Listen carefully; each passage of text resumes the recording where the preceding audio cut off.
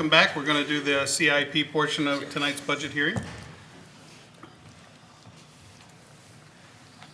What? I'm not ready. All right, well, talk amongst yourselves while we're waiting on Mr. Furneaux.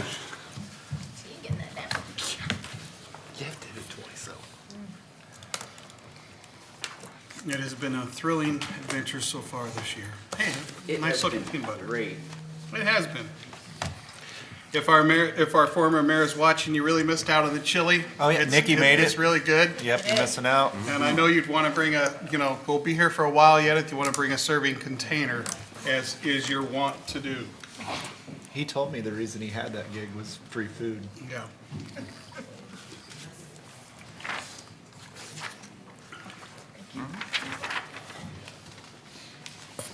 Oh, right. All right, the first thing that I'm going to give you is something that you didn't have in your packet. We'll go ahead and put it up on the screen, too. This was just looking at the existing year's budget, and this is more for some background information for you than anything else. Taking a look at the 7 communities that are that 20 to 30,000 population, so you can see some comparisons between them in regards to the total budget by department. As you go through here, they're not going to be apples and apples because people can look at things differently and report things differently. For example, we have our bus system is up under, it's in Public Works. And I'm not even sure which one of those categories as I'm starting to think through this. Do you know, Stephanie? Other. Other PW. So our budget there at that 1.15 million, and that's why I was looking at Marshalltown's numbers, and it was throwing me off because I was panicking. There's no way we could do that for 62,000. We record it there. If you flip that sheet over, Eric, on the back side, you can look here under business type activities down towards the bottom. There is a category specifically for transit. 4 towns list their transit back here as a business type activity. But 3 of us have it in the general fund. So that's not the only spot that you see that. You'll see that with the airport authority as well. You can have that back here as a business type activity, the way the state asks us to record expenditures, or you can have it back under the general fund. If you flip back over to the other side, Eric, one of the big things that we have to deal with is recording expenditures in different categories. The state forms have us do public safety, which is the first set there, police, fire, and actually some of the building programs fit in that area, or public works, health and social service, culture, community and economic development, and then on the back side, general government. They have a separate category for recording our debt service. They have separate categories for capital projects, and then our business type activities. As we're going to be going through the CIP, some of those we will be recording in the capital projects line. So if you, for example, where we're showing that $6.6 million for our capital projects in the current year's budget, some of those will be road projects. Now, some of the sewer projects will be way down towards the bottom. You know, it's business type activities. The second to the bottom row is enterprise or business activities such as sewer, capital projects. So you see there $5.6 million in the current year's budget. We go through things and it doesn't match up departmentally. We're going to have, Nix is going to be a good example of having stuff that fits in the road use fund. In the public works, a lot of those are going to be in the general fund. He's going to have things that fit within the sewer department, and then he'll have projects that fit both up in the capital projects in the middle of that page, and then down at the bottom in the enterprise capital. We generally don't use the state's budgeting form as the means for presentations. But by the time we get to the end of this budget, what you have to formally adopt will be, we'll take what the different departments have gone through with their presentations, and we will put it in appropriate categories within here. Kind of wanted to go through one other sheet that's similar. This is just ours. Here.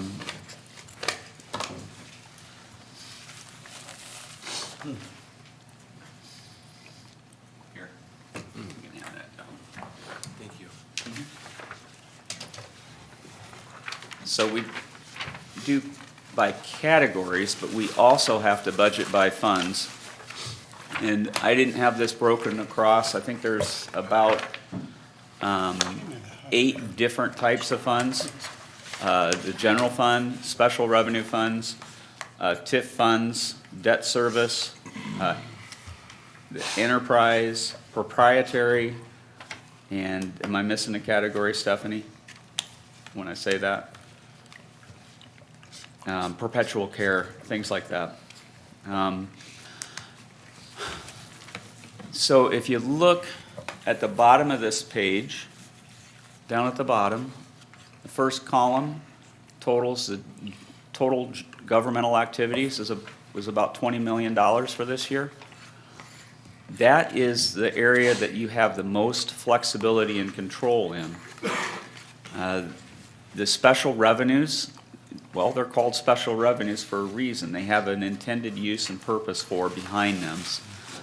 So when we had a discussion last week about talking about alternatives within the police department about how they could potentially spend money for new officers, if you start looking at offsets for it, as you kind of look through this column of different areas, it's got to come from one of these other categories in the general fund. When Don talks about his projects and his sewer fund, those are funds that you're not going to be able to use as a substitute for police. $20 million is still a huge dollar amount to have some flexibility and potential for having discussions, but keep in the context 12.6 in the current year's budget and a little over, I think it's just over 13 million in next year's budget are emergency services, 2/3. And that's really all I wanted to do is to give a little context and make sure that you have an understanding that we have to break things out by category, that we have to break things out by fund. Where you have questions, please ask Stephanie or I. And council members who've been on here for another budget session, you've already gotten to go through this a little bit. The newbies may not have seen a lot of this. That's where if you have questions about where things fit, please just don't hesitate to ask us as we go along. And that's kind of what I had for just wanting to give a little bit of context. Was there anything I missed, Stephanie? Because I kind of thought about that after last session. You had some new sheets that were handed to you tonight, and it was for the TIF, for capital projects, and then the fire department, and I didn't bring those sheets over.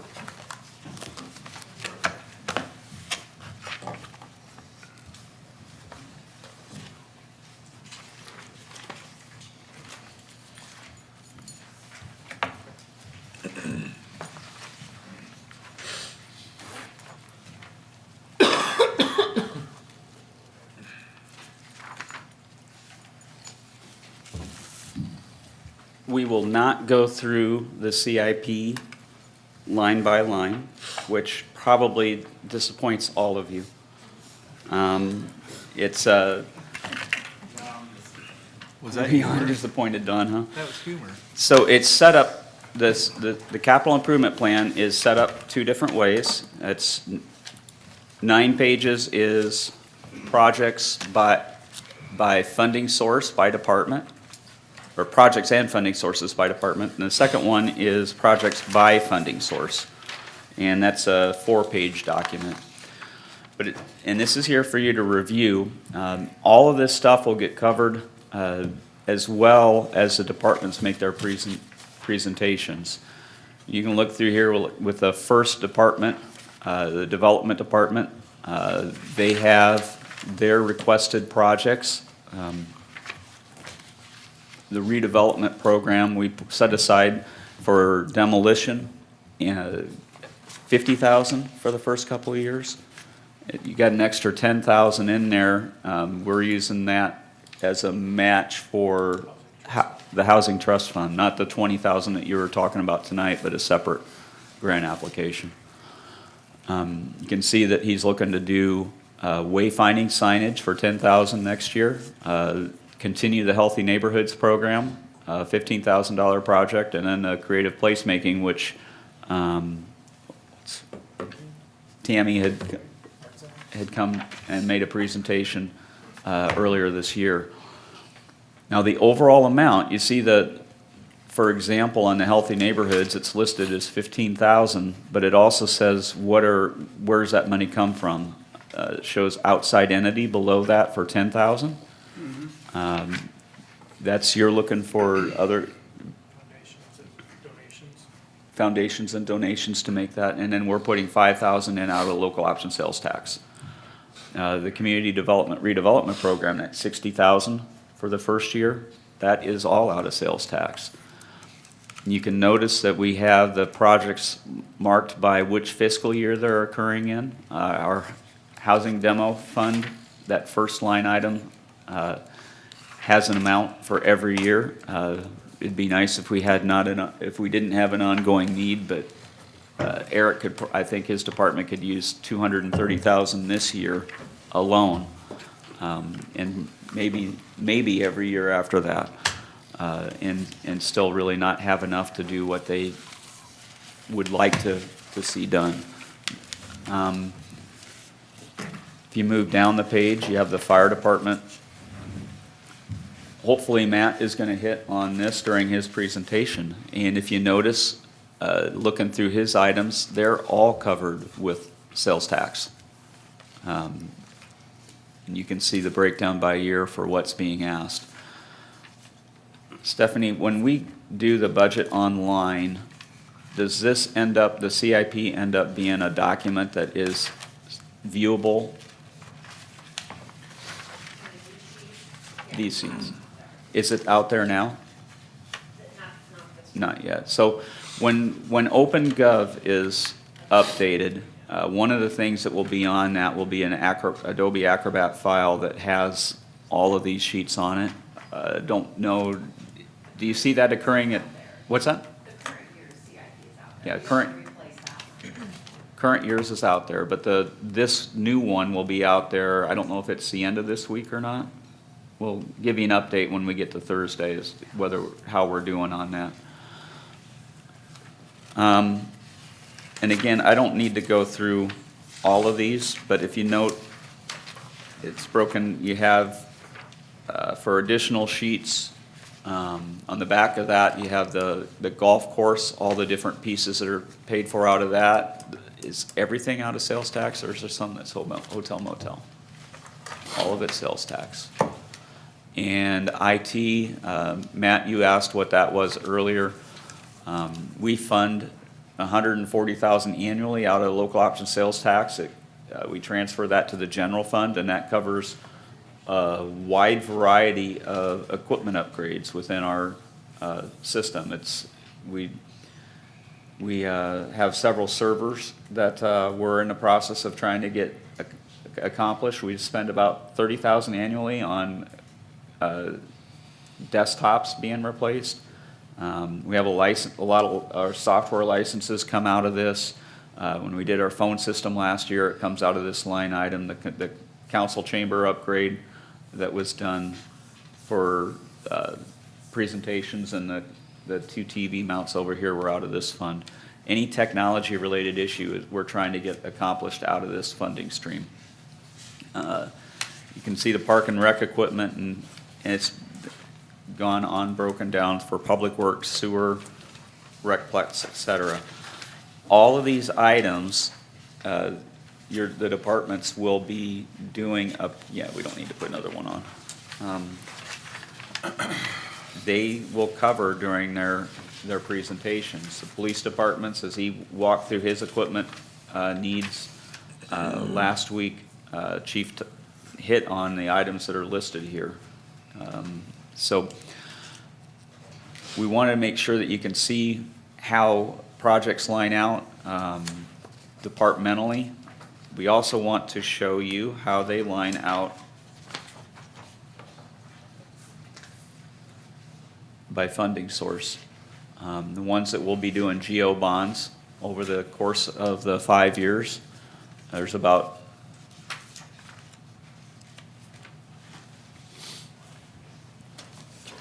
wow, that's a lot. We're borrowing a lot of money over the next 5 years, $22 million. A lot of that is that the flood protection.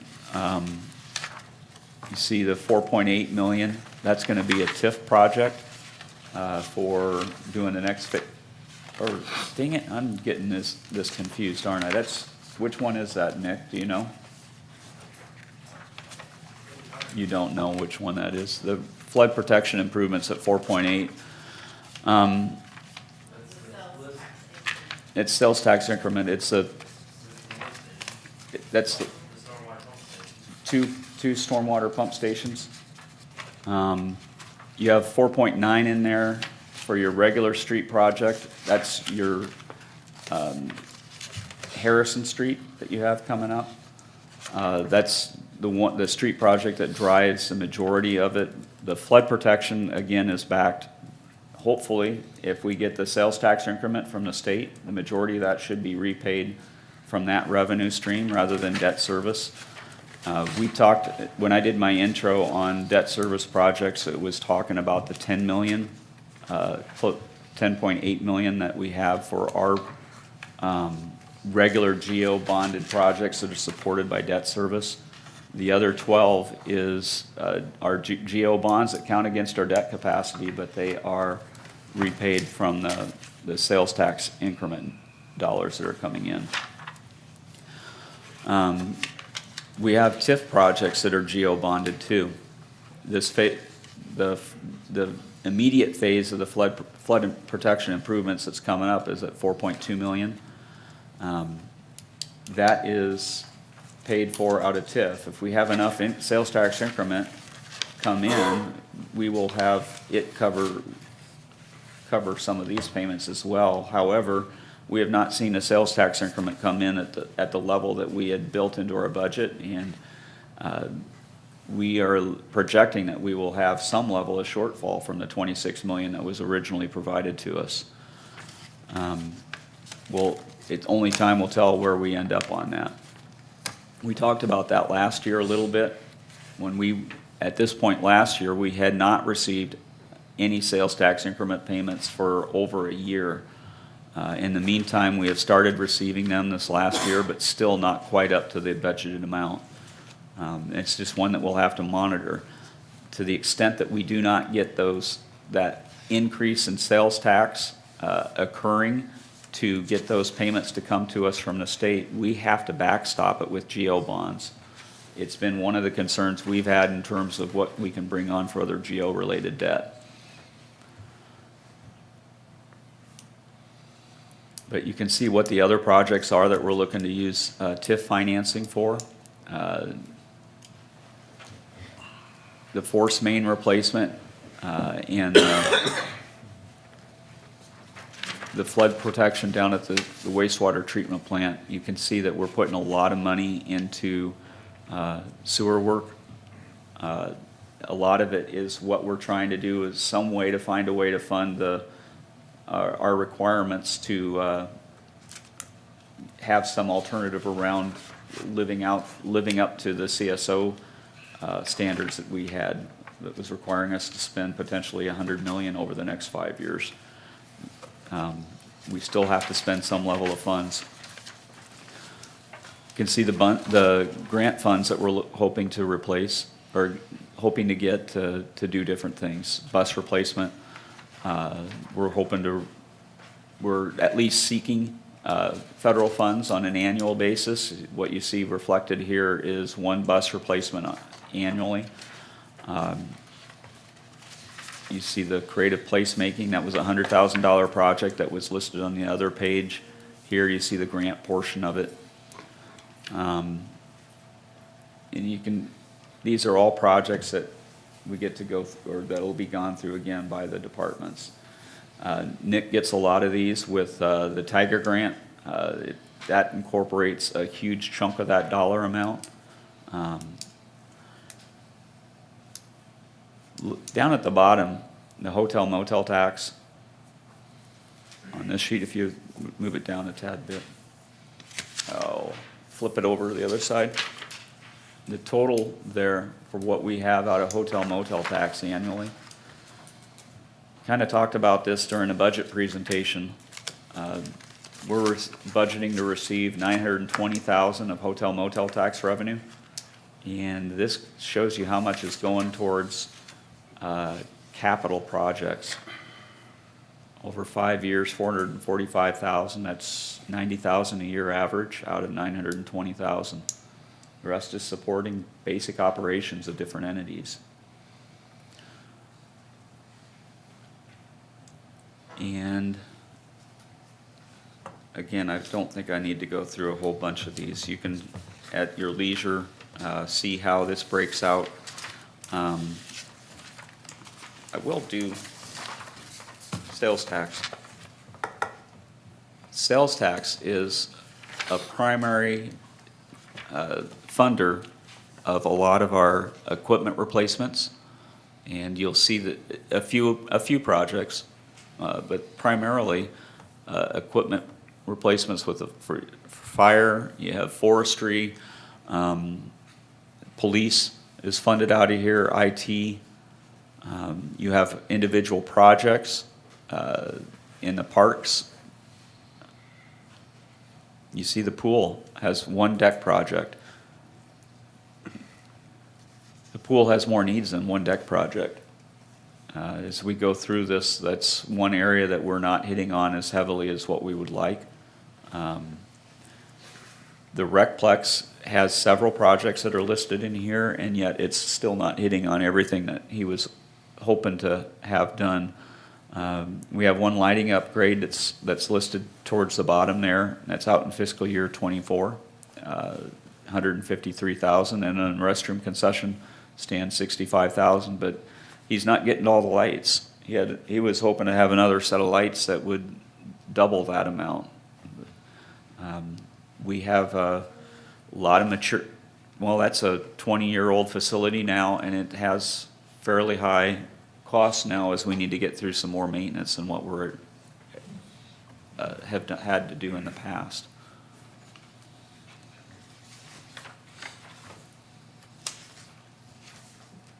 So I know that Matt, you're excited to have the CIP and talk about it. This is a big document that incorporates the total that is spent from all funding sources. And it's nice to look at it and overall. And if you think about what we're talking about, our grand total for all capital projects here over a 5-year basis is $95 million. What you saw on, again, last Thursday from the police department was about $1 million worth, just a tad under it. Some of the other areas take a significant amount more. Chief Trexel will be talking about amount that is more than $1 million, but it's still not a big piece of it. The biggest pieces of our CIP items come under Eric's department and Nick's. And to some extent, Don, you have a decent amount of projects on an ongoing basis as well. They do get into the individual details of all of the things that they're hoping to have accomplished over the next 5 years. But this is, you can get an idea that we do have an overall list that's fairly significant. And I will only bore you to tears going through it an extra time here. If you have questions that you want to ask, so in terms of a CIP, the overall summation of the capital improvement plan, as all the pieces fit together, certainly ask. This would be a good time for that. The details of the actual projects will again be covered by the individual departments. The biggest thing that we have to do when we put the CIP together, our funding sources, the ones that are limiting factors. Hotel motel tax doesn't cover a tremendous amount. Local option sales tax has more that it provides on an annual basis, but it still can't meet all the requested things that the departments are trying to get accomplished. We were able to bond for a portion, but the amount that you saw there on that page where we had a little $10.8 million of bonded projects that are funded by property tax dollars, it's without talking about changing our property tax levy, we don't have flexibility really to go any higher than that. And the 22 million that's on that for overall bonding on that piece, plus the TIF borrowing amount, which I don't remember the total off the top of my head. Those are, it's another 15 million over the 5 years. We're paying off debt at the same time we bring on this debt, but we still have to make sure that we can manage it within our debt capacity. And so that's besides the ability to pay from the levy amount, it's making sure that we don't get too leveraged. As it is, we're one of the more leveraged communities in the state. So we have some limitations from those perspectives as well.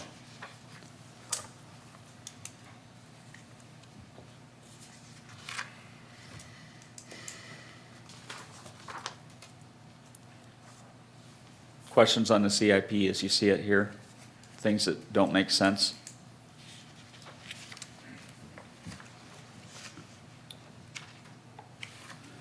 Well, it's a pretty quick run through, but it's something we probably all need to take a hard look at. Again, the individual projects that are on there are things that the departments will present as they make their budget presentations.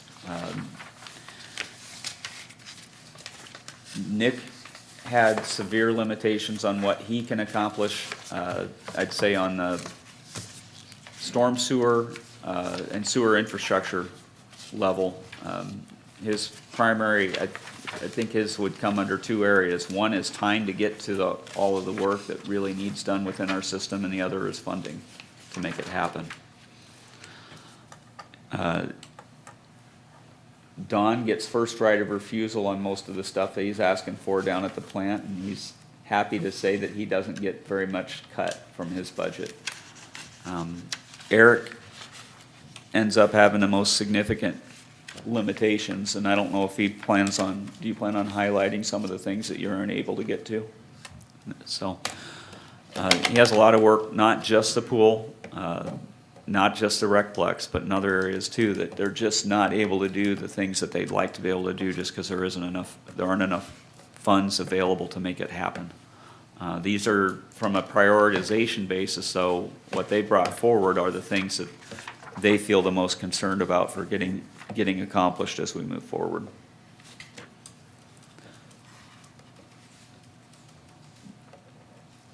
So, sales tax. We get a little over $4 million a year in sales tax revenue. This is one of our major funding streams for our operations. It's a 10-year program. It expires at the end of 2022. If you looked at that 5-year CIP, it was built through 2025.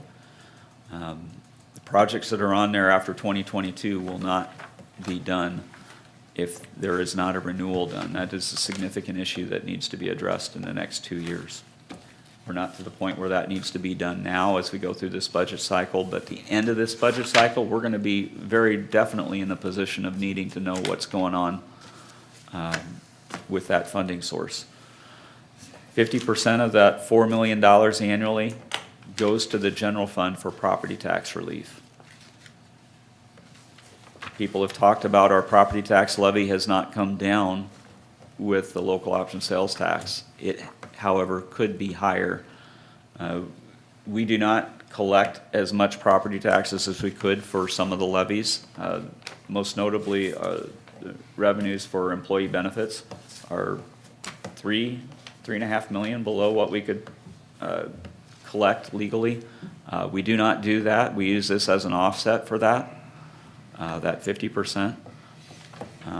Over the last few years, we have moved another, not just that 50% over to fund general fund operations, we've moved another closer to, well, some years it was 400,000 or more to eliminate some of the deficits that we had in other categories. Now we are doing about 200,000 annually to the general fund over and above the 50% amount to fund general fund operations.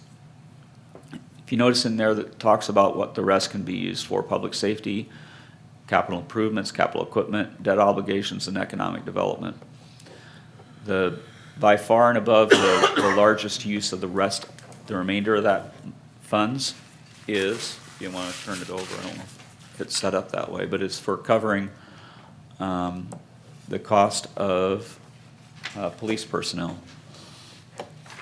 So going across, if you look at the proposed budget, 4.2 million we're looking at for revenues this next year. The biggest piece of that, property tax relief, 2.117 million, which is 50% of the projected revenues. An additional 200,000 going over to the general fund to support operations. Then we fund what's listed as 8 officers and all the police equipment. It says police cars there, but it's more than just cars.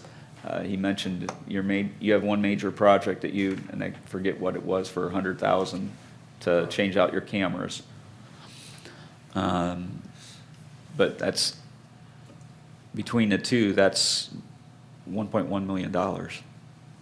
So 3.4 million is going just for that. Long time ago, the council had committed to that baseball note refinance. That's a repayment that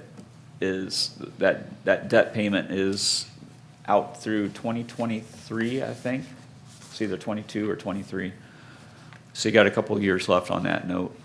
And it lists the other items that are funded out of here. Standard that we have done every year is the IT, 140,000 annually.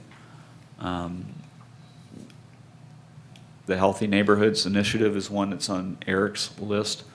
And then you get down to, and then the community development. It showed 60,000 on the other sheet. This has 40,000. I think there's another 20 that's listed as a separate line item that I'm not going to catch. Well, I see where you have I'm just not going to catch it. The CDBG owner-occupied housing is listed as 20,000. So you see it broken down into 2 pieces there. We are able to get a few more projects that are funded out of here. The CIP had listed, that's the second way of showing it, listed out all the projects that we are able to fund out of local option sales tax. But up above, want to give you an idea that the majority of your funds you've set aside not for CIP items, but for general support of ongoing operations. Over 75% goes towards your ongoing operations. Categories that don't fit as a true CIP item and that I didn't talk about for some of your commitments. The other 2 are the community field. We provide 50,000 annually to that, and I think that agreement goes through 22 as well, or maybe 23. And then we have a sub-fund for economic development within local option sales tax.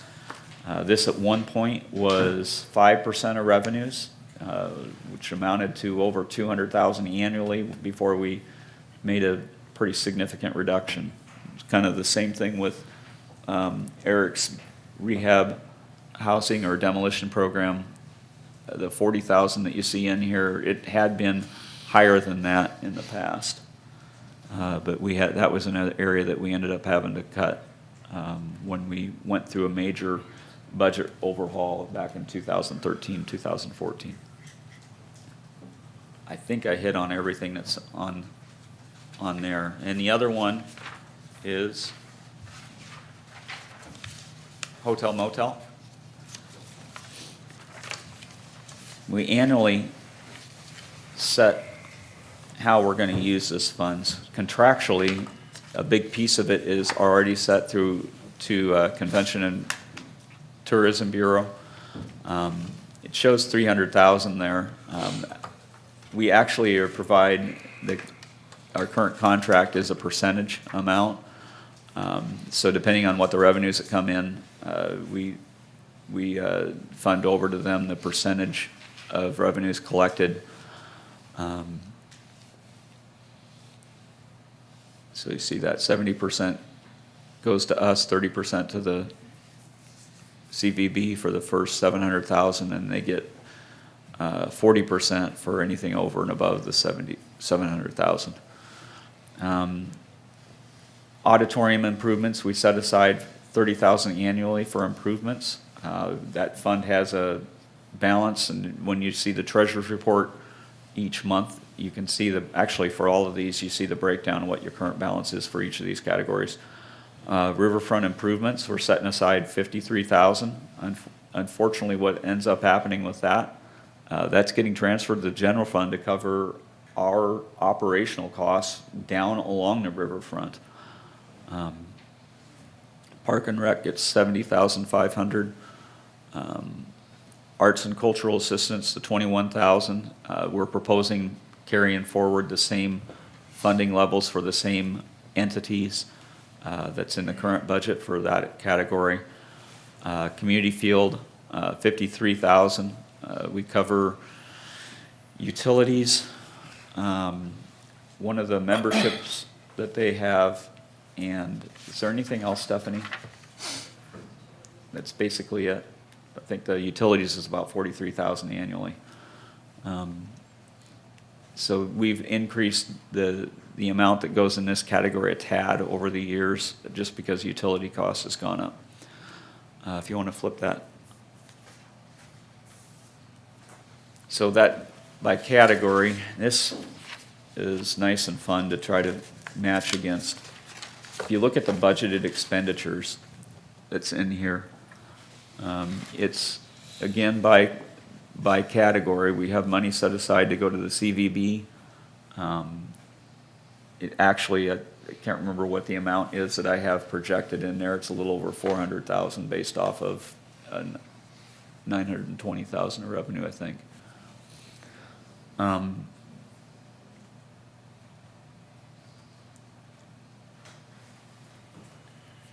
Your groups that get some funds, well, we talked about the Burlington Baseball Association. We put 53,000 of revenue in. We have about 54,000 of expenditures anticipated this upcoming year. Doggone it, I hate remembering categories, but you see the Art Guild, Capitol Theater, Southeast Iowa Symphony, and Municipal Band. Those are the same allocations that were in the previous year. We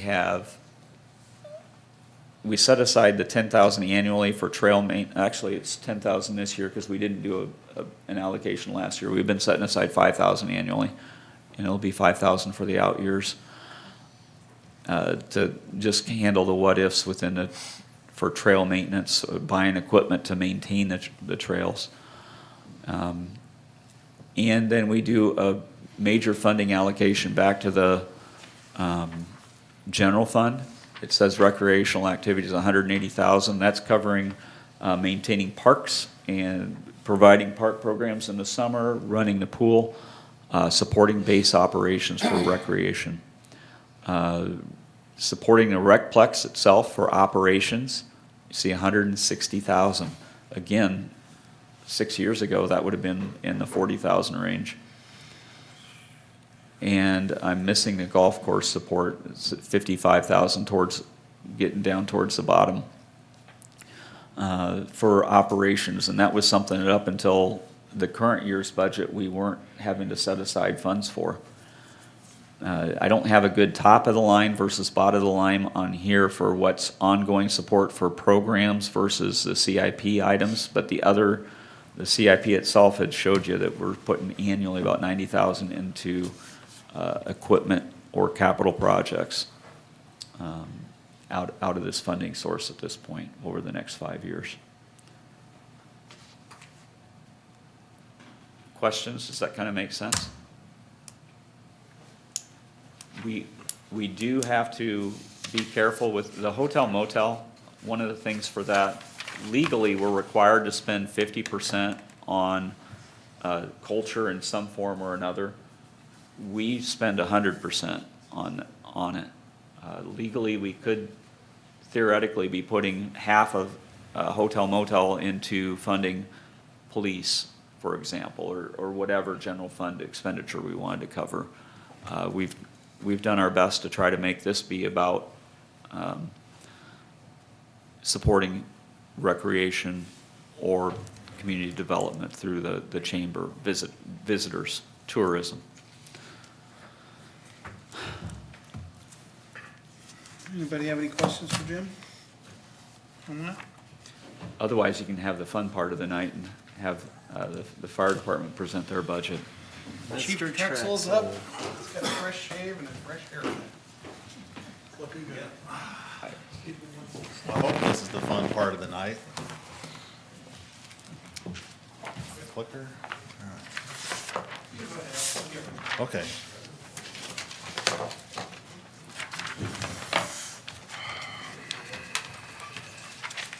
So, I guess first thing I just want to say thank you to the council for support over the years, and we do appreciate every dollar that we get at the fire department, and we scrutinize every dollar, and we try to make every dollar go as far as possible and use it as wisely as possible. So, with that said, I did find a few mistakes back there while I was going through my presentation for 3 hours on a couple things. So, when we talk about the fire Was that department a day? budget, Like in your math, or they're upside down page somewhere? Or? All right. mainly our budget goes towards personnel. 91% of the dollars that we spend goes towards our personnel. So I'm just gonna cover that for everybody here and also for the newer council members. So our staffing consists of 3 shifts of 15 firefighters. Each shift has a battalion chief, a captain, a lieutenant, and then 12 firefighter paramedics. We're staffing 3 stations. We have an ambulance crew at all 3. We have an engine that's staffed with normally 2 people at each, at Summer Street Station and Central Fire Station. And then we have a battalion chief at Central Station. So each day we have a minimum of 11 people on duty. Something that a lot of people find interesting, they think, oh, you work a day, you're off 2 days, that's what the shift personnel work. That comes out to 122 days a year that they're scheduled to work, which is 2,928 hours. So I subtract vacation and what we call comp days from that, which for the most senior guy on the department, the guys with 25 years or more, guys or gals, they earn 600 hours off. So they actually work at least 2,368 hours per year. And so that's just an interesting thing when you think about a 40-hour work week, you work 2,080 hours before vacation. So every once in a while you hear somebody say, why don't you work 8-hour shifts? Well, we could work 8-hour shifts, but to get to the same coverage, you'd have to hire a lot more personnel to cover those hours. So the new guy that walks in the door, they're gonna work 2,568 hours at a minimum. That's if they took all their time off each year, so. we do get a lot of hours out of each employee. And then finally, we have the administrative staff, myself, we have a deputy chief, a fire marshal, and then a billing manager. And I like to kid around and say we work 40-hour work weeks, so I wish that was true. So there's just a kind of a picture of our department, our organizational chart. You see a lot of the PM, that stands for paramedic. The majority of our people are paramedics. Starting in 1997, everyone that hired on has to become a paramedic within 3 years. So slowly but surely, we're filling up with paramedics. There's a few senior guys around that aren't, but by and large, we have all paramedics on the department.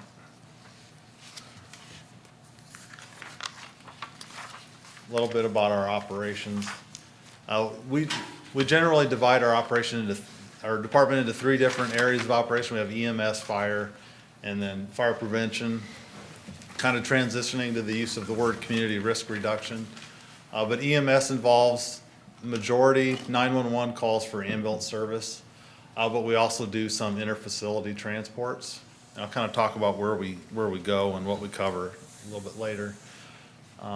For fire, we cover the city and the Quad Townships around Burlington, and that's structure fires, car fires, we cover the airport. And when we talk about call volumes, we have EMS and fire. Basically, fire is anything that's not an EMS call. So there's fire alarm calls, there's illegal burning that gets coded to fire calls. So, and then our fire prevention or community risk reduction, that involves inspections, investigations, plan reviews, public education, pre-planning, anything we do with the public.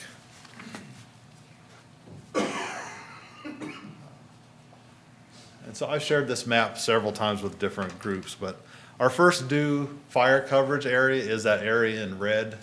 It includes Flint River Township, Tama Township, the city of Burlington, Union Township, and Concordia Township.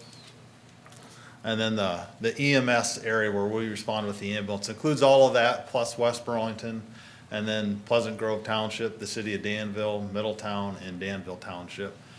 Not included in there is Henderson County. We do provide second up ambulance service for the entire county, and also ALS tiers for that. We look a lot different than any other city department, because not other city departments don't go outside the city limits. And actually going outside and covering the townships isn't the norm even for other fire departments in Iowa. That's kind of we're not rare, there are other places doing it, but it's not really that common. I have our square mileage there, our annual call volume. You can see last year, 2019, we were at 5,236, which was actually just a little bit of a drop from 2018 where we saw 5,388 calls. That's the most that we've ever had in 1 year. Generally speaking, call volumes are going in an upward direction. So just a quick snapshot of FY19. The last year we have all the numbers in for. Our approved budget in FY19 was 5.5 million roughly. Actually, we came in at 5.4. Our revenue was around 1.9. And so the net cost to the city was about 3.5 million. The majority of that revenue, no, not the majority. The majority was for EMS billing, but a big chunk of that was SAFER funding. I'll kind of talk about SAFER in a little bit. But for the net cost of $3.5 million, we have a 49-member fire department, so that's a pretty good ratio there. So for fiscal year 21, here's what we're proposing. An overall budget of 5.8 million. Compared that to roughly 5.6 for FY20, the year we're currently in. Our revenue is projected to be about $2 million, and there's a small bit of SAFER in there for the months of July, August, September. Then the SAFER funding runs out October 7th. Then the city's on our own for the 6 firefighters at that point. So we're looking at an FY21 net cost of about $3.7 million. Compared to the FY19 of about 3.5. If anytime you have a question, please please holler that out. Your projected revenue, does that include that proposed Medicaid reimbursement? The GEMT, and I don't remember the dollar, did we put 400,000 on there? I think is what we. 400,000 for this next year. Yep. Okay. I'm really hoping in the next few months to have more that I can share with that, like actually we have some money coming in, so we can make a really good projection, but.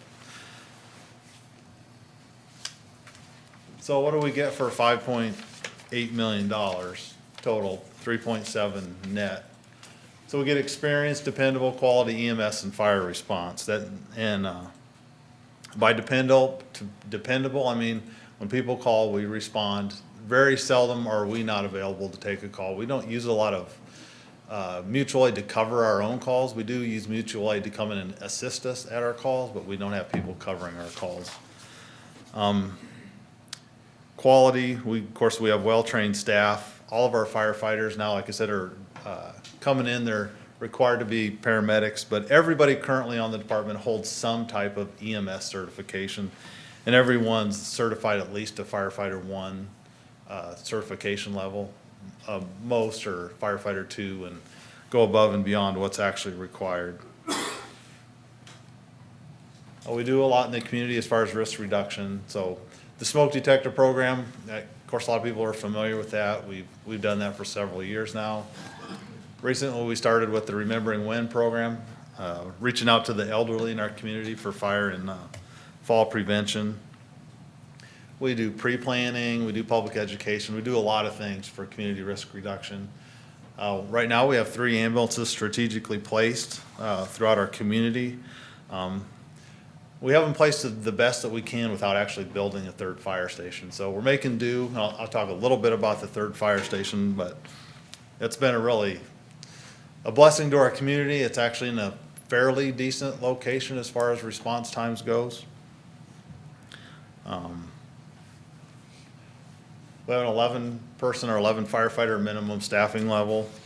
When we tried to meet NFPA 1710, it says you need to have 15 or more firefighters on scene for a structure fire, residential structure fire. So the idea is that with 11 minimum, we have 11 showing up in West Burlington, sends 4 on automatic aid. Doesn't always work both ways for either department to have those numbers. A lot of times we're busy and we don't have 11 people that are in the station to respond, so we respond with what we have.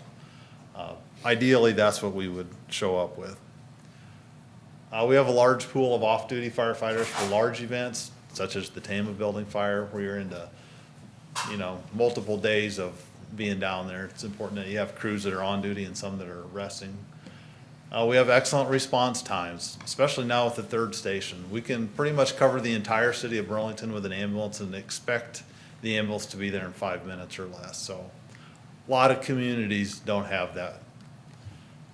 And then we have a paramedic and an ambulance on every type of scene. So whether we're going to a fire or a motor vehicle accident or a wreck, whatever we're doing, we always have a paramedic there and we always have an ambulance with all the equipment on it. Any kind of scene that you go to, life safety is the #1 issue, or the #1 concern. So we usually have that covered with our crews.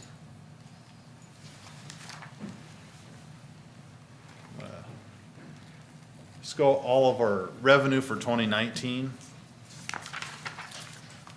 These are the actual dollar amounts. Ambulance billing, so that's the current year patient billing. We picked up a patient, took them to the hospital, sent them a bill, they paid it or their insurance paid it. That was about 1.2 million. Safer funding, reimbursement from the federal government was about $370,000 last year. Bad debt, that's mostly all ambulance bad debt, so anything that's older than the current year. So through different types of collection practices, our billing manager collected about $70,000 last year. CTAA, that's our City Township Ambulance Association. Basically anywhere outside of Burlington's in the CTAA, and they pay us. That year was a formula based on how much money that our ambulance was in the red. Quad Township, the $147,000 was all for fire protection for the 4 townships surrounding Burlington. Hazmat, $48,000. a set amount every year by contract that the county reimburses us for hazmat. And then confined space, we provide confined space standby for rescue for several area businesses here in town and also outside of town, all the way over to Mount Pleasant. We have contracts, annual contracts. So that number is pretty stable at 24,000. So about 1.9 million in revenue in FY19, 1.5 or so without including the SAFER funding. And I thought it was interesting to compare that to 10 years ago. Our total revenue was right at about $1 million. So subtract the SAFER grant, we've increased revenue about 50% over that time period. And it's not that we charge 50% more for everything we do, it's that we've taken on a lot more responsibility in those 10 years, added on the townships, take more calls. Definitely, I say definitely, we go to Henderson County, we didn't used to do that. So just, and the number of runs, that's probably the biggest factor. Our runs have, I say continue, they didn't go up this year, but they've went up a lot since that time. So more ambulance calls you make, the higher that revenue is. That's a budget history. I want to go back to revenue just real quick, because there's some revenues that aren't included in there that I wanted to make mention of. Some of the added things that we do, we get about $10,000 a year from the airport. I know we pay the airport, then they pay us back, but we get $10,000 a year to cover the airport for fire protection. Our billing manager does the ambulance billing for Mediapolis, community ambulance. That's somewhere around $7,000 a year. It varies. We do some other different types of billing for hazmat, permits, for reinspection fees. We have a motor vehicle accident billing charge. And then this current fiscal year, we'll be getting about $28,000 a year from Henderson County. And that's to provide the second due ambulance service. So basically they try to get their own ambulance to take the call. If they don't get a crew rounded up on the first page out, then they'll call us. That's resulted in quite a few times they'll get their second ambulance due to get the call, then they'll call us off. So we do get a lot of call offs, but they are paying us about $28,000 a year for that. That's in addition to, if we haul the patient, we still bill the patient. If it's a tier where our guys get in the back of their ambulance, we bill the service for that $300. So a little bit of budget history over the last 8 fiscal years.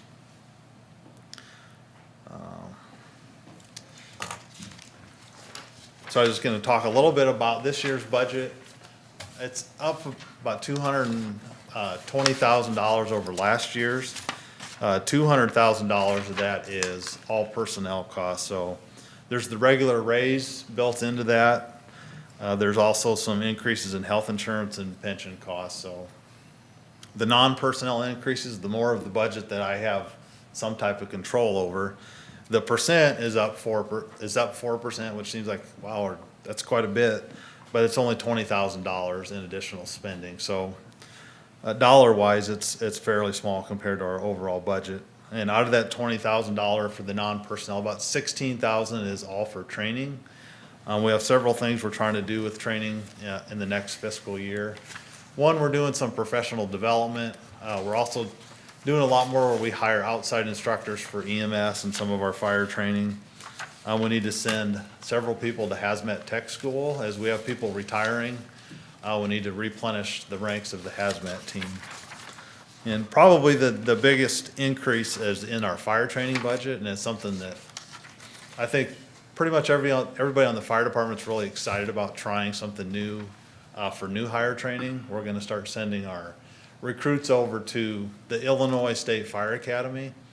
So the way it is now, we try to come up with some training for our new hires. We have a book. We try to maybe give them a week worth of days, but there's really not a good recruit program in place. We've never had a great recruit program since I've been on the department.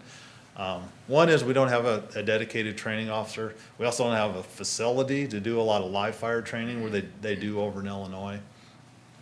Iowa doesn't have an equivalent, or we'd send them to the Iowa Fire Training Academy, but Illinois, since we're in the MAVIS, the mutual aid system over there, we're allowed to use their in-state tuition rate, which is, it's $4,100 for tuition. It's a 7-week, I call it a boot camp style academy. You go over there and they kind of treat you like you're in boot camp. You do a lot of physical activity. But during that time, you do all the basic fire training that we try to accomplish, like in a year's time. They're doing it in 7 weeks. They come out of there with their firefighter 1 certification. They see 30 or more live fire burns, which there's just no way for us to really do live fire burns in Burlington unless we bring in a prop from the state, which we do once or twice a year, or we have an acquired structure to burn here in town. So we're really looking forward to using that to our advantage. Bettendorf Fire's been doing it for a number of years, and pretty much all the departments in Illinois that are similar in size to Burlington, just like us, they can't afford to have their own academy. They send all their recruits there too, so that's something we're really looking forward to next year. Any questions on that? Okay. Sounds like a pretty good deal. They can get firefighter 1 in 7 weeks instead of all a 7. year. Yeah. So that might really help you with recruitment. It's somewhere around a 212-hour course, something like that. Wow. So I want to spend some time talking about the SAFER grant, because obviously that's a big reason why our budgets went from around the $5 million mark to 5.8 in, I don't know, 4 years' time. That is the addition of 6 firefighters. So beginning in October of 2018, after we were awarded the SAFER grant, we hired 6 additional firefighter paramedics. And the way that worked is the federal government picks up 75% of the cost of those 6 people for the first 2 years.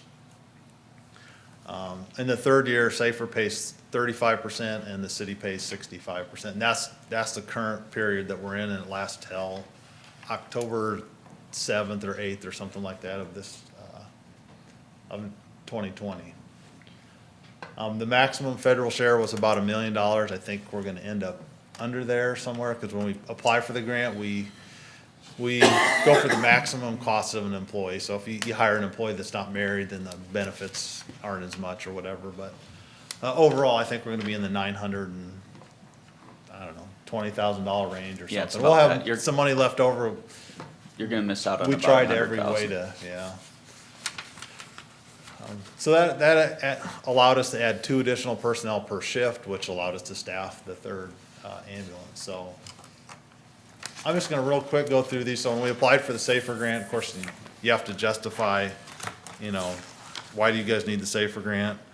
Part of it was the council had to support it. We had the council support. They had a council at the time that approved hiring 1 additional firefighter, which we held off until we heard back from the SAFER grant, so. I think that played to our favor. But some of the things that we used was obviously better EMS coverage for Burlington by staffing a 3rd ambulance in an underserved area.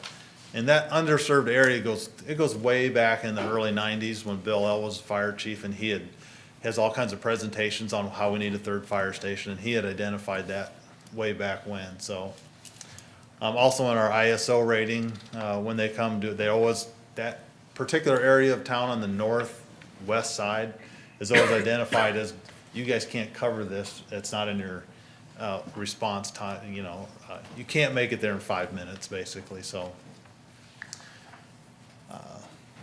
we're trying to satisfy NFPA 1710, which is the response time and number standard.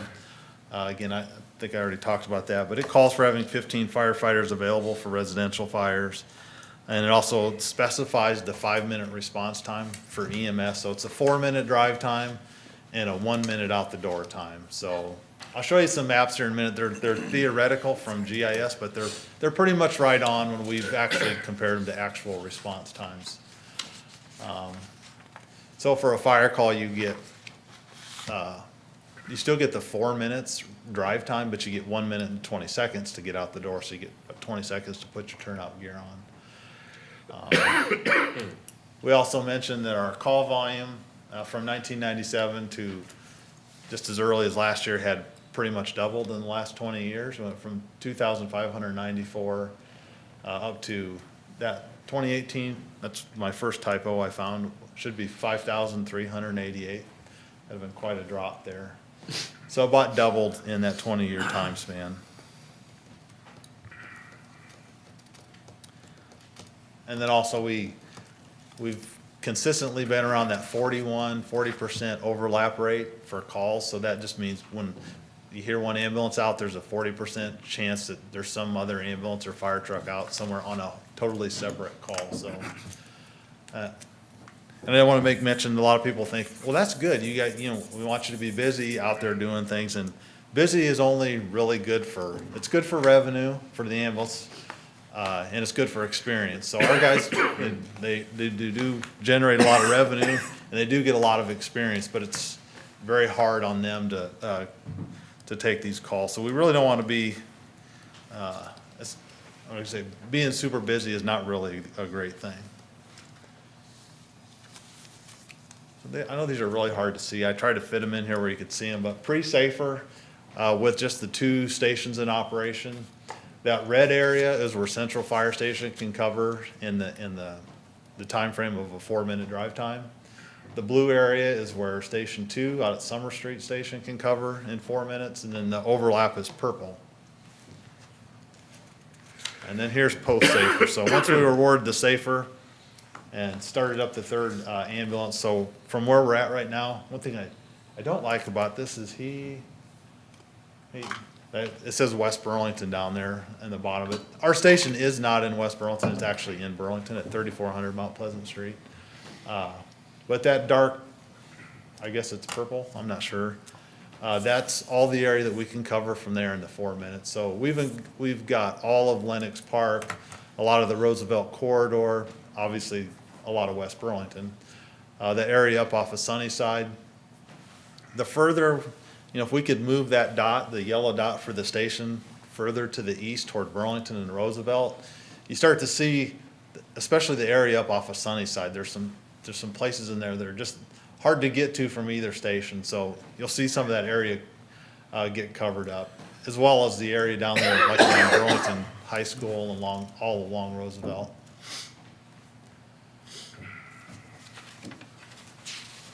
All right, I guess I have to talk more about numbers. So our budgets, it's broke down into 7 different budgets, the 2 biggest ones being EMS and fire. So our EMS budget, we're proposing about a $2 million budget, and that includes the salaries and benefits for 18 firefighters and 18 paramedics. Our revenue is projected to be about 1.6 million. I put the plus there, that includes a 400,000 for GEMT.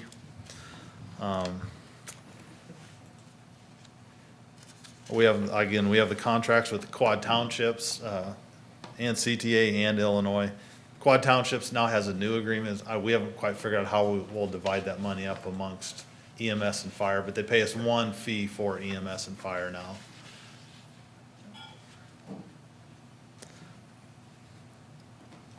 I should have had a net cost there for the ambulance. So our net cost, or some people would call it a loss for the ambulance service, and it's something we've battled as a department probably ever since we've had the ambulances. Oh, your ambulance is losing money, you're gonna lose $400,000 next year with the ambulance. And it's not really that we're losing $400,000 with the ambulance, we're actually gaining on our fire department by running the ambulance service. So each day, there's 6 people on the shift that are in the ambulance budget being paid for by the ambulance that are available to respond to fires. If we took those 6 away, we would, instead of 11 minimum staffing, we'd be 5 or 6 showing up to fire. So that's a huge benefit. And also you could look around at other services just in the area, Lee County, Henry County, Louisa County, Washington County. There's no ambulance service that's making money. They all require some type of subsidy to run the ambulance service. So if we're gonna pay it, we're paying for that service and getting the benefit of subsidizing our fire department with the ambulance crews. So I think it makes a lot of sense and it's good for our community. I guess I'm a big believer in fire-based EMS for that reason, so. I just had a little graph there on our calls, so when I said our calls were down last year, you can see the majority of them that we were down were EMS calls. Our fire calls were pretty steady. And I really don't know why that is, because obviously we've seen a steady increase over the years. I foresee that number going back up to where it was with the the baby boom generation, so there's no reason to think that's gonna go down unless we see a serious population change in Burlington. And not just Burlington, but the surrounding area. Our next biggest budget is the fire control budget.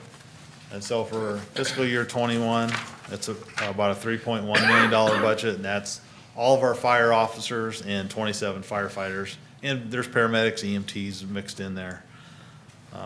Our revenue in the fire side is about 181,000, and that's mostly all that contract with the Quad Townships.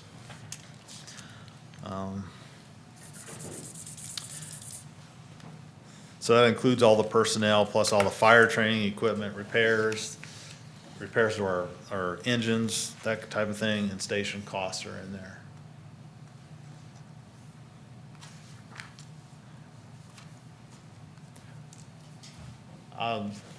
Our fire control overtime budget, we do have 2 overtime budgets. One is in fire control and one is in ambulance. I really won't talk about the ambulance overtime budget, but it's usually around 20,000, and that's all for taking out-of-county transfers or EMS standby. So it's all reimbursed, generally speaking, reimbursed overtime. Fire control overtime is not reimbursed overtime. It's usually to cover shifts to keep our minimum staffing at 11. With the SAFER grant, our overtime has been a lot better. The lowest year you can see in there is FY15. That's the year we had our first SAFER grant. FY18 is my second typo. That shouldn't say 150. That was our actual budget for FY18.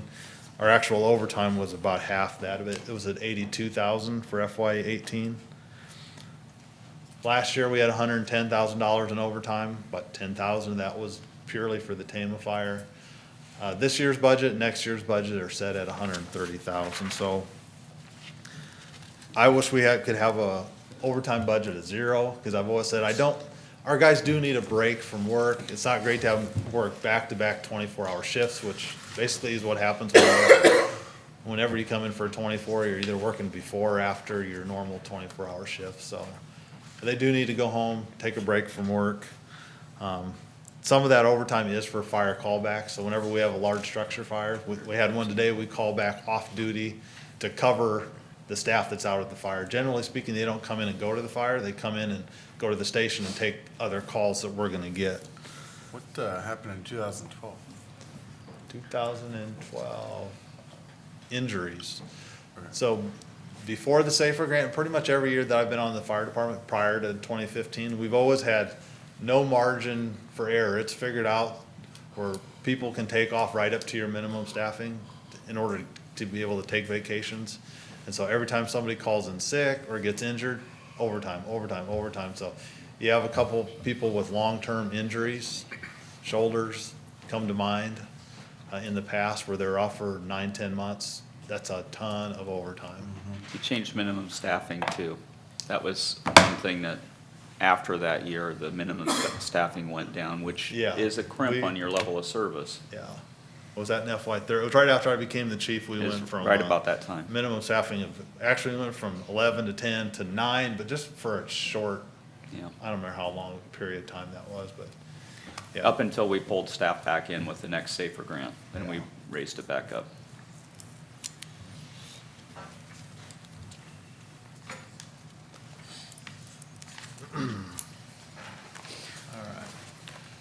So all the other areas for fiscal year '21, fire administration.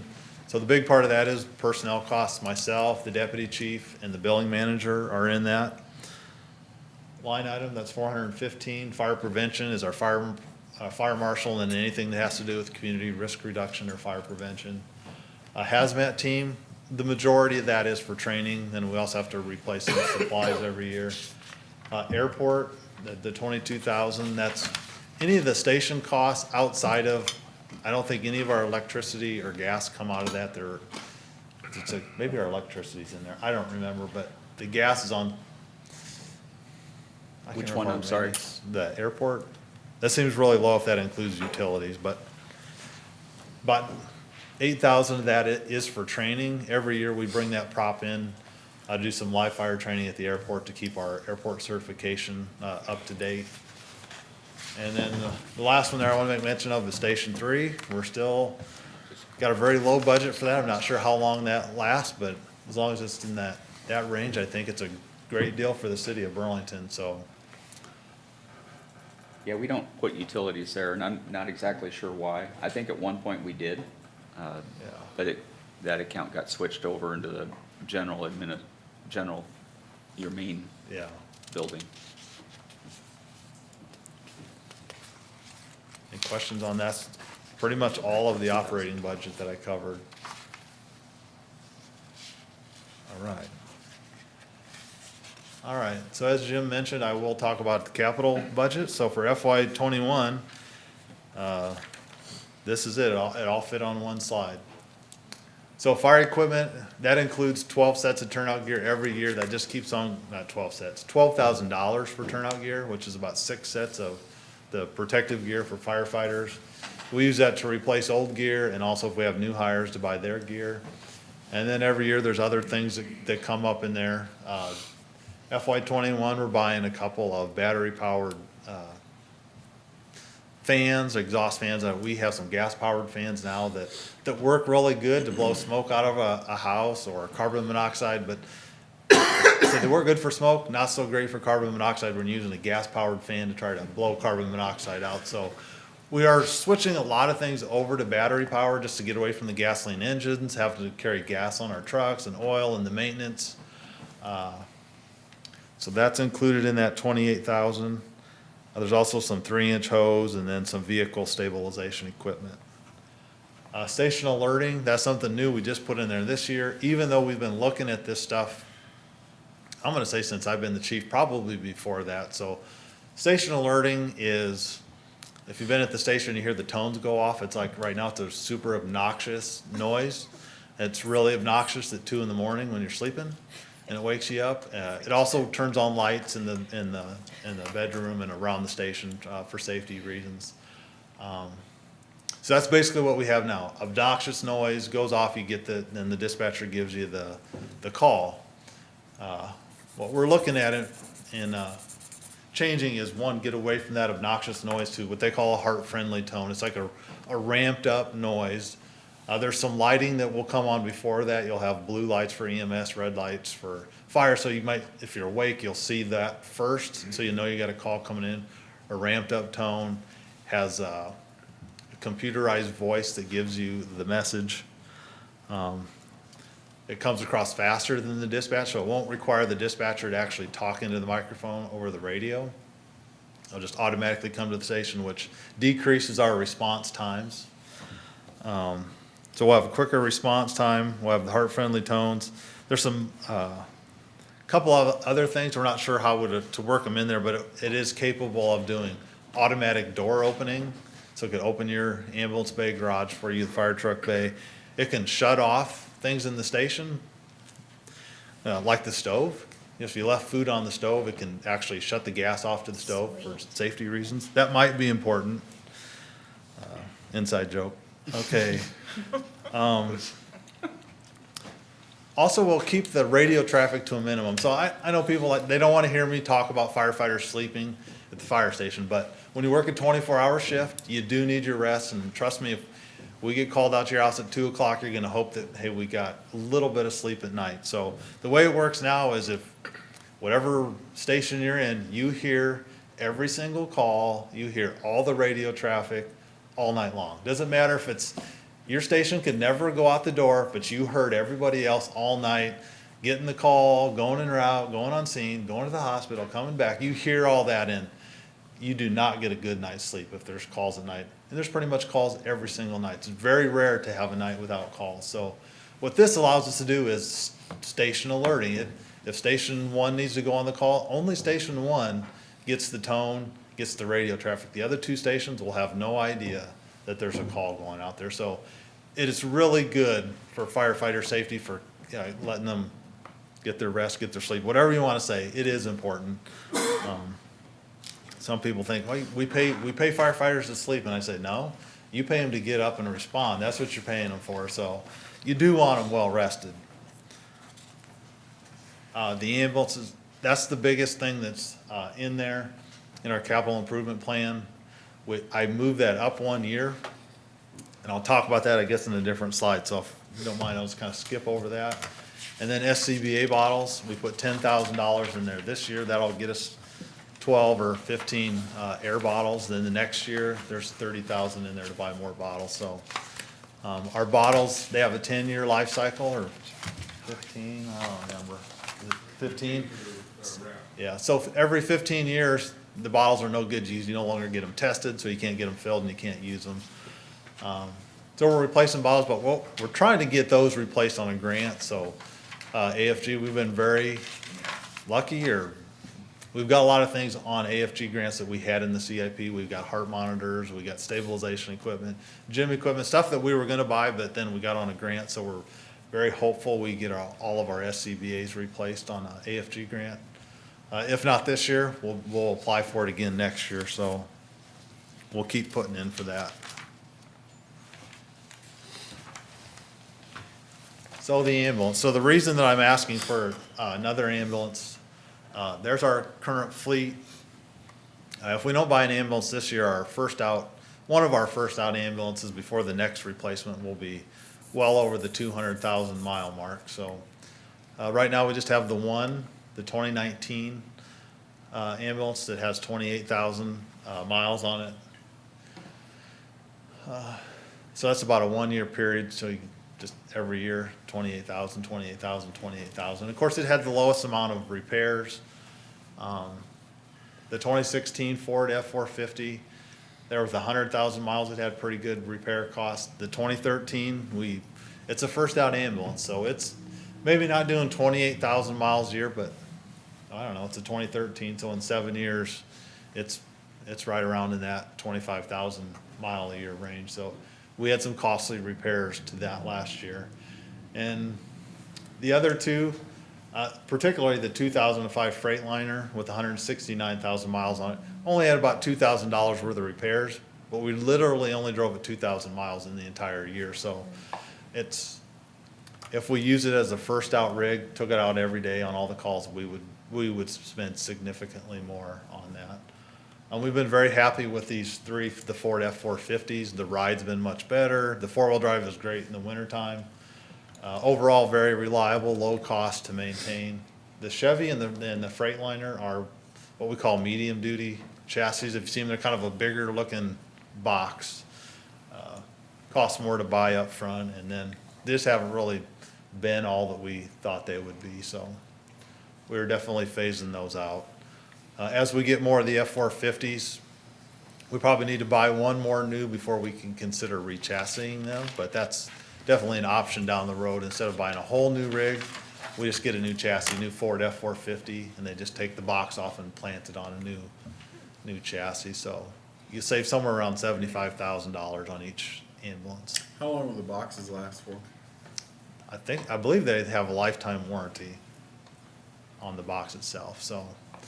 There's different levels when you re-chassis. I think you can get, just take your box, put it over, you can get some rewiring done, you can get new cabinetry, that type of thing. A lot of the places will do maybe one re-chassis per box, so that'd get you down the road 15 years or so.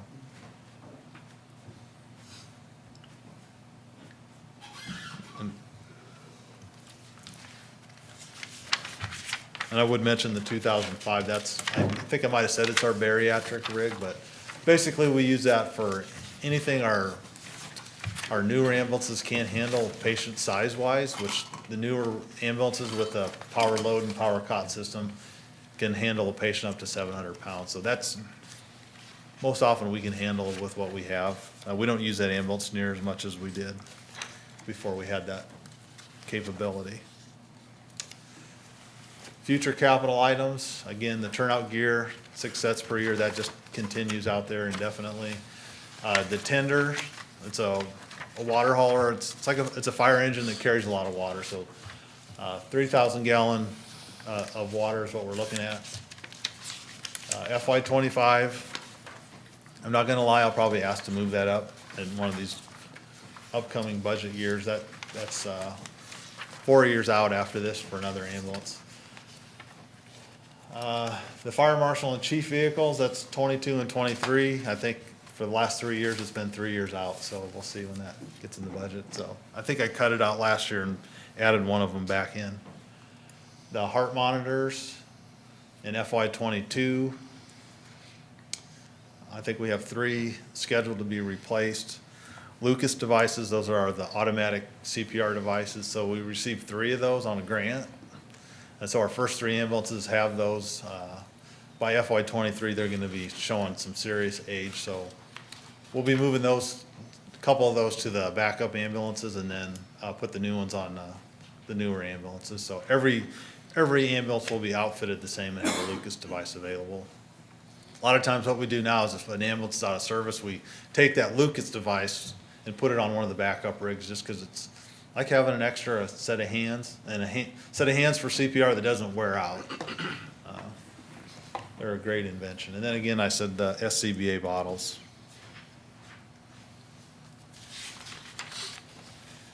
And so these are the things that are budget supporting, or some things we're trying to get accomplished this year. We're gonna finish up our strategic plan. We're gonna address deficiencies from our agency assessment report. Hopefully, maybe I can share that with you at some point in time, but we had Emergency Services Consulting International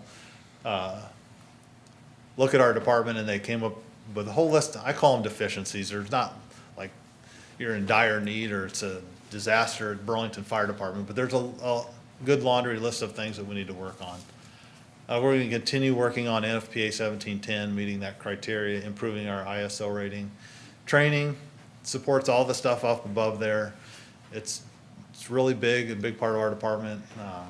The more things we do, the more diverse our service set, the more we have to train on different things. So we spend a ton of time training, and we need to spend probably more doing it. Firefighter health and safety.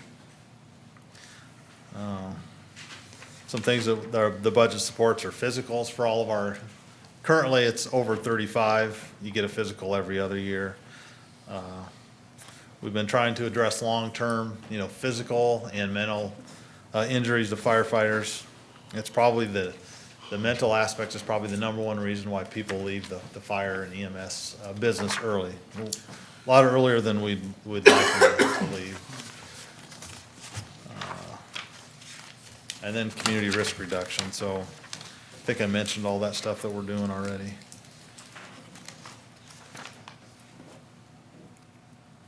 That's all I have. Is there any questions for me? I appreciate the opportunity to get up here and answer questions. And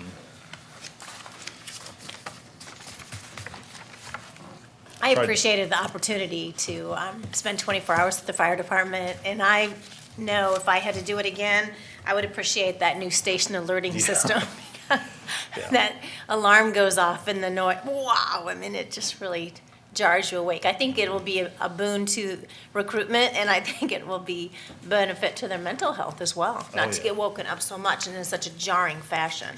yeah, sleep deprivation is a huge thing in the fire service. And it's actually driving some departments to have to go away from 24-hour shifts to where they have to do 12s or 8s or something. Or allow napping rooms. Yeah. The public doesn't like to hear me talk about that, so I don't. Principal Financial does it. Chief, I put your, the CIP items back up that line out by year so that you can see the dollar amounts with a couple of them. The tanker, you have it at $250,000. That next ambulance out in 4 years, $283,000. And you see what he has for the heart monitors. One of the things that when we're doing when we do the CIP, first priority has been to fund the items that are presented by police and fire. I mean, that's just the way it is. Eric's items always get short shrift. unfortunately. So when Chief talks about the ambulance and he talks about moving it forward a year, if that ends up happening next year, which he very well could be submitting it with it being forward a year, it'll mean that one of Eric's projects gets moved back that he's presenting. It's just the way it is. As some of the departments present, the other departments, Nick, when it comes to equipment, what you see on a 5-year basis stays the same from year to year. And that talks about the person who puts that equipment list together. Chris has done that for several years, and he knows about the dollar amount, and he stays very strictly on that plan. But he's not pushing other equipment out when he has to do it. We do have I just kind of want to point out that there ends up being some level of prioritization. The two chiefs, when it comes to the CIP stuff, do get a level of priority above the others for how things get done. Now, Nick's group, again, they're out of road use tax. They have their own funding stream, so that helps. Don's has his own funding stream, so it helps him out a lot. And he rotates projects out from year to year, depending on what he's been able to get to. He has a list of things he knows needs to get done, and not everything happens. Well, it's nothing any different than what happens out at Public Works. They've got a list of projects. They don't always happen the way they say, but pretty much you see the dollar amount stay pretty similar. Your CIP, though, from one year to the next will have changes that occur in some of these areas. Police, fire, their asked items don't change a lot from year to year. If it's on their 5-year list, it's typically gonna be there the following year. Chief here just mentioned the one that next year when he comes forward with it, you may see a year change on it, but there's gonna be a lot of changes from year to year. When you're looking at a 5-year CIP, it's pretty true to form for him. Eric's is not. So what you're saying is we need to get Eric a funding source. His that right? his stuff is Or the he one needs to that's the start hardest to saving fund less. because it's the flexible dollars. And we try to take a look at what are the highest priorities in the community and still be comprehensive about it, but make sure you don't lose out on the priorities. Okay. Any other opportunities for grants, like that SAFER grant, gonna pop up again? Or was that Probably a not one- for us. That's our second time around. I don't know that anybody. The The idea of the program is that if they award the grant, that you keep the people on, and then if you reduce again, I think they're gonna say, yeah, they're never gonna keep these people on, and It's your AFG grants for equipment that you can Yeah. have the higher flexibility and Yeah. potential to have happen. And so as he talked about, for the tanks, going after that for the next year, it's $30,000 capital item. Well, if he's able to get that all of a sudden gives a little bit more flexibility over towards Eric. Okay, so maybe fund equipment instead of people, Yep. kind of thing? Like Yeah. if you find grants for that? yeah. Yep. Yeah, we've been very successful on that AFG grant, so. Well, I appreciate everything you guys do, and I've sat through your meetings before and listened to you talk about logistics and how moving people around and the things that you're doing to save lives and also to improve the quality of life for the firefighters and the EMTs is, it's admirable. I think that you do an excellent job. I'm very proud to have you in Burlington, just putting that out there. Thank you. Appreciate it. Any other questions for Matt, guys? Nope, I agree with what Robert said. And if anyone takes the Citizens Academy class, they'll enjoy seeing how that Lucas equipment operates, because that's interesting to see. I enjoyed that. I got to see that. at Well, that squishy class. flat. Yeah, it's cool. All right, thank you, Thank you. Chief, appreciate it. For council, that's really what we had for tonight. Don Hi, Don. and Rhonda are both up for this next week, or next Thursday.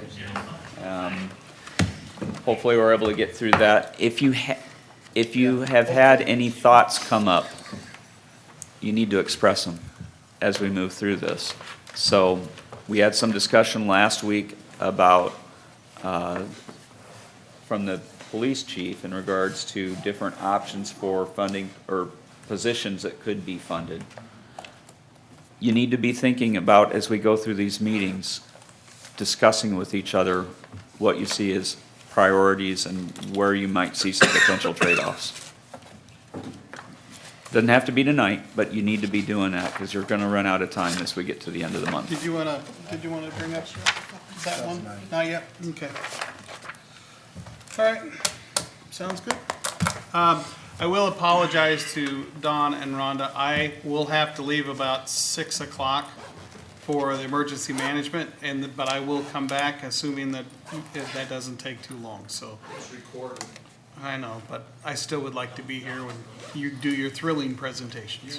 Your comments from the head table when someone's not here.